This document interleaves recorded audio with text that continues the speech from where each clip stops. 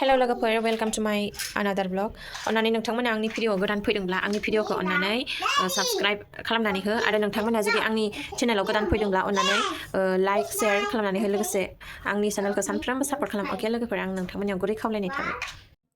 लोगोफोर नायदो बे समाव आंनि बाबुआ माबायदि हालत खालामनानै दोनदों ओमफ्राय सिरि सिरि दिनै स्कुलनिफ्राय फैनानै बेबायदि हालत खालामनानै होबाय बियो मा होनबा नोंथांमोना बेखौ नायनानै सिनाय मोन्दों ना मोनाखै लोगोफोर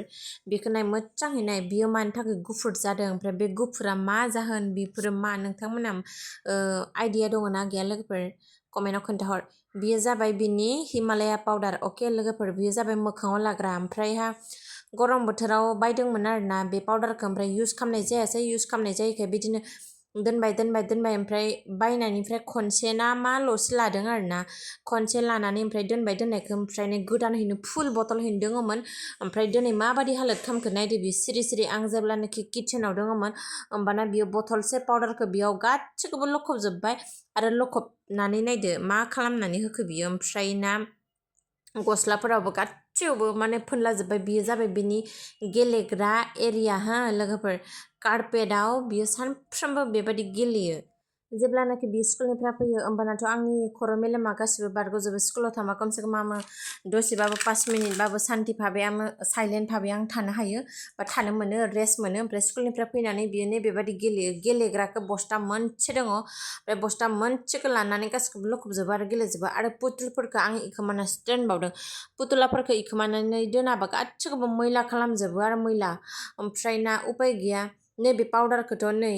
माबादिमोन बेयो बथलसे हैनोमोन पाउडारा बेखौ गासिखौबो फिनिश खालामनानै दोनजोब्बाय आं बाबुखौ सानफ्रोमबो होनो बेबायदि मैला गेलेनाङा होननानै ओमफ्राय उपाय गैया ओमफ्राय ना हारसिंना बियो बेबायदिनो मैला गेलेगोन आरोना मैला माने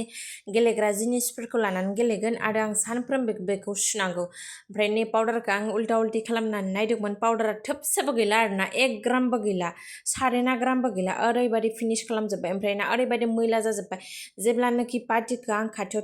थानानै आं नायफैदोंमोन अब्लाना आंना माथायानो खर'आनो गिदिंजोब्बाय माने इसिबां सामान गासिखौबो माल बुस्थु बरबाद खालामनो सोलोंहांदों आरोना बियो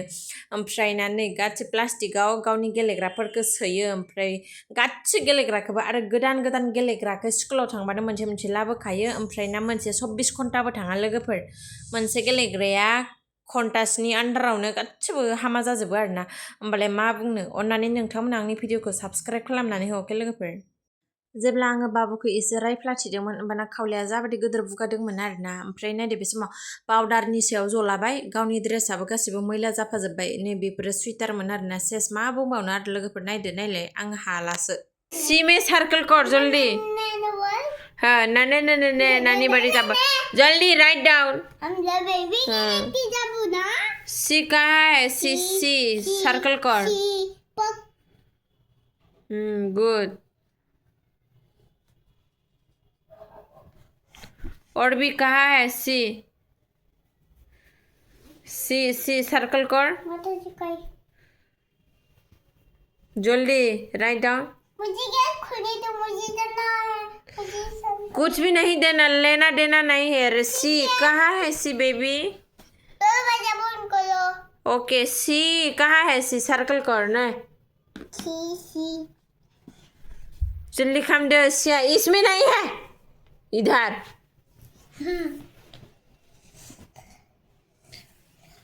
सर्कल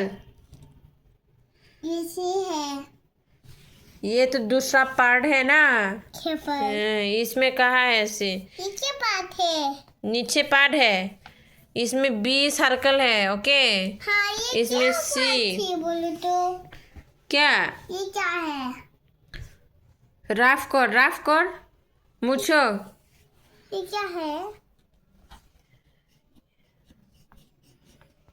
क्या है तब बी ये बी पार्ट है ये सी पार्ट और सी कहाँ है सी ये क्या है बोलो सी लिखता है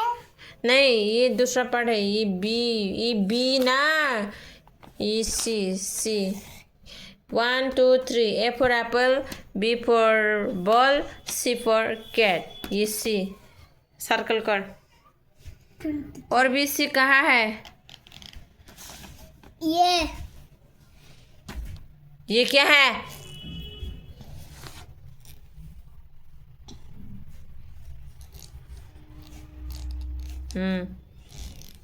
और कहाँ है ऐसी? अंध और कहाँ है?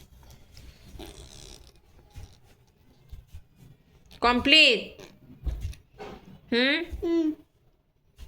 Give me your paper. Give me your paper.